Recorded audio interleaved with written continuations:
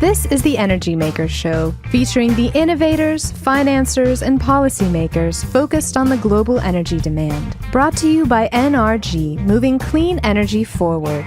And here's your host, Russ Capper. Hi, I'm Russ Capper, and welcome to episode number 109 of the Energy Makers Show. Our topic today, accelerating technology for the energy space. Our guest, Kirk Coburn, the founder and CEO of the Surge Accelerator, the only early-stage seed accelerator for the energy space. Today, discussing the Surge Fund, the new Surge Shack, Class 1 and 2 status, and the upcoming Class 3. All of that right after this. At BKD, we understand the constantly shifting nature of the energy industry. As a national CPA and advisory firm, we serve energy clients from the beginning to the end of the cycle. Our experienced energy advisors serve approximately 300 energy companies in exploration, midstream, downstream, oilfield services, and power production. Plus, we're the largest North American member of the Praxity Global Alliance, which means we can help you wherever you operate. Contact a BKD advisor or visit us online to learn more. This is the Energy Makers Show, brought to you by NRG, moving clean energy forward. And now, back to the Energy Makers Show with your host, Russ Capper. Welcome back to the Energy Makers Show, coming to you today from the Surge Shack. That's the new home for the Surge Accelerator. And I'm joined by Kirk Coburn, founder and CEO of Surge Accelerator. Kirk, welcome back to the Energy Makers Show. Russ, good to see you again. You bet. I want to talk about the Surge Shack, but before that, let's assume there's people watching right now that have not seen you on the show before. Sure. Don't know what the Surge Accelerator is.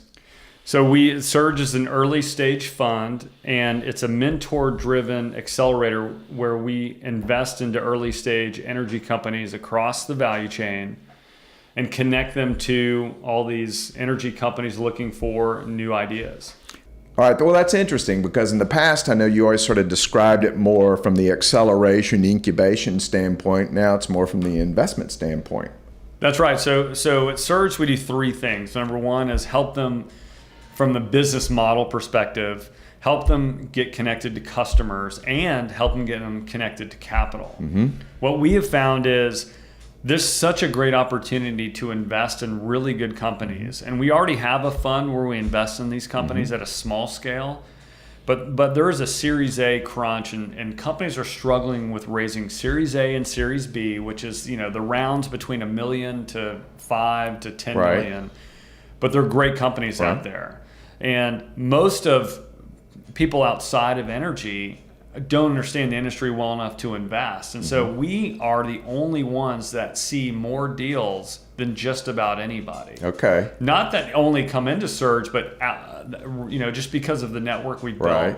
So we have been approached by many potential investors, including those inside of Surge, that said, let's raise a significant fund to go support these companies we see and those deals that we think are strategic, not only for the fund, but for the customer base. Okay. And so we're going to go be telling the market more about that in the next few months. Okay, meaning that Surge is going to have more money to invest. That's right. Maybe you don't do it up front. Maybe you still do your seed piece in the beginning. We will always have the accelerator because ultimately we're here for entrepreneurs, but two is that's the greatest way to find great deals. Right. When they know about you and and an entrepreneur knows that I can get help here. Right.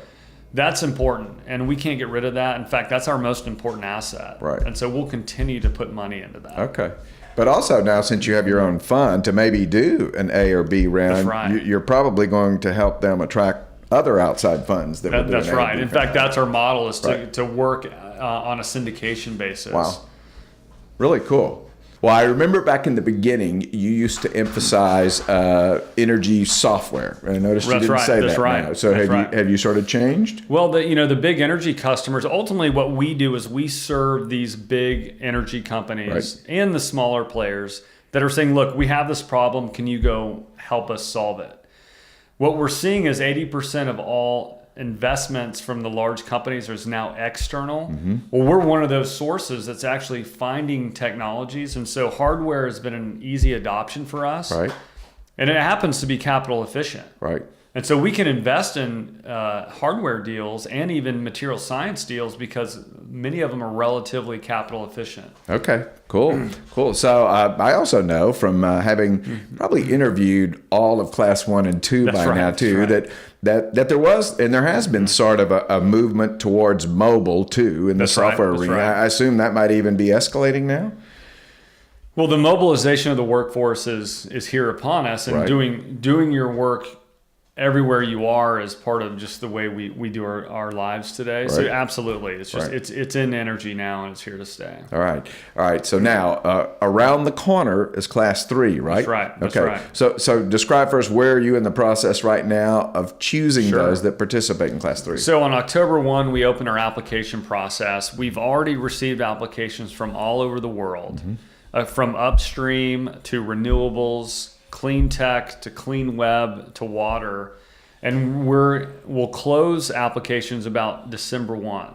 Okay, all right. And so does it look like there's an increase or a decrease in applications? We're seeing more and more deals. So we see hundreds of deals. So we only pick about less than 3% of the companies we look at to come into the program, and we really pick about 10 companies at a time to come office with us for 3 months. Right here now. Right here in the shack. That's right. All right. Still want to get to that in just a second. But tell us about who all's involved in this selection.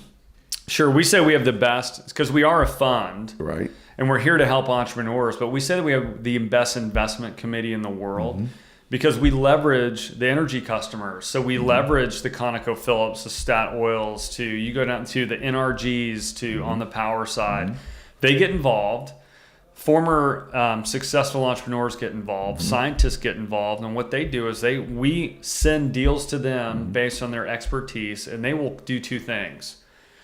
Number one is the technology really there. So they validate technology. And two, they validate whether it's they're solving a value have a value proposition that a customer is willing to pay for. Right. So market validation. Right. Okay. So you do have some pretty influential people telling you this is who we might be interested in. That's right. Not. Yeah. Really cool. It's really not that complicated because the question is you go to a customer and say, would you buy this? And if they say yes, you're like, hey, I'm onto something, right? Absolutely. Most entrepreneurs don't do that. I know. I knew an old salesman in the computer world that's what he did before he'd take a new job. He'd go out into the market and ask them, would you guys be buying this supercomputer now? And if they said yes, he'd go back and take the job. Great idea. Absolutely. So, but there's also this acceleration part of your mission. So it's not like you just choose them, invest in them, and say, go get them, right?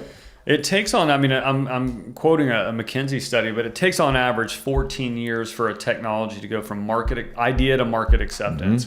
We think we can cut that in half.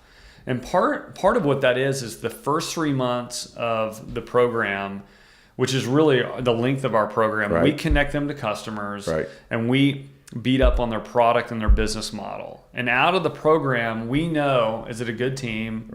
Do they have a good idea, and are customers interested? And that is really, if you look at a lot of these companies in energy that have been around for a long time, and they're kind of hovering around a few million in revenue, they've been doing it for 7, 8, 9 years, and they've never had that true validation point. We think we can take it over a 3-month period. Cool. And when you talk about 14 years, you're really talking about commercialization in the energy space, right? That's right. Yeah. That's right. I recently hosted an SPE panel on the commercialization of technology in oil and gas. And, and it was the whole thing was set up based on the premise, my God, why does this industry take so long? And there were some good answers, and there was a lot of effort to do the kind of things that you're talking about to try to speed it up, because everybody should be interested in it speeding up. I think you can, what we have found is it doesn't take that much time if you have a value proposition and you have a good team. And you have customers embracing them. In fact, with technology, that's why we started in software, is you can build an enterprise class software platform for less than $1 million. And the big energy companies are not hesitant to adopt it, as we've seen it surge. Some of our surge companies are making tremendous progress for companies that usually spend years evaluating technology. All right, we'll be back with more with Kirk Coburn, founder and CEO of the Surge Accelerator, after this. Hi, I'm Russ Capper, and welcome to another edition of the Drilling Bits, brought to you by Sikich. I'm joined by Greg Price, partner at Sikich and author of the Drilling Bits. Greg, great to see you again. Thanks, Russ. It's good to be here. What do we got on tap today? Well, as you know, there are a lot of challenges in the oil field service business. Right. And we're going to talk to you today about some solutions that we have for people who are in the business of renting equipment to operators. Okay. So they usually are faced with a couple of challenges, and it all revolves around information. And we have 4 points we want to go over today with you that help them get better information to run their business. Let's hear them. All right. Point number one is cash flow forecasting. We'd like to be able to give them a downstream look at what's happening from the services that they're getting and the money that they're getting, and they can kind of forecast what their cash flow will be on that particular piece of equipment for the scheduled future. That's important. It's very important. The second thing has to do with the dispatch board. Sometimes you really don't know where these pieces of equipment are. We have the ability to create a place for them so they can see on a geographical map where the equipment is in real time. So if you have to move something from, say, one county to the next, you're in a position to see that so you can make that efficiently and seamlessly. Cool. Third point is that we deal with what we call contracts. And the contracts tell you sometimes what the profitability is, what the costs are, when is that contract due up. So if you have another customer that's looking for the same piece of equipment, you're in a position to see the contract and what its profitability has been or not been over its duration. Sounds like a valuable tool. Yes, and the last one is scheduled maintenance. If you're using heavy equipment in the oil patch, you do have to have downtime to do these what we would call standard repairs and updates and overhauls. We give them visibility into that as well so they can schedule that, and by looking at the other three factors that I just mentioned, maximize cash flow with the other equipment while something is being in the shop and fixed. I don't see how a rental company could do without it. Well, they certainly need it, and that's what we provide to them. Cool. And that wraps up this edition of the Drilling Bits, brought to you by Sikich. Thanks for tuning in.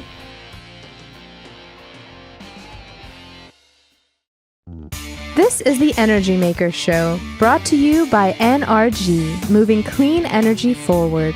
And now, back to the Energy Makers Show with your host, Russ Capper.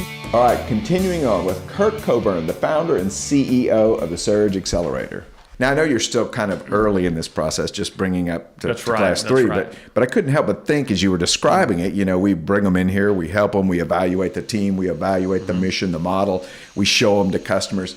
What happens, or have you had any yet, that you evaluate that and you go, I don't know if there is a fit? Said differently, can somebody wash out here? We've had a couple of companies already fail, and we spend a lot of time don't spend more money on an idea or a team if they're not really there. Right.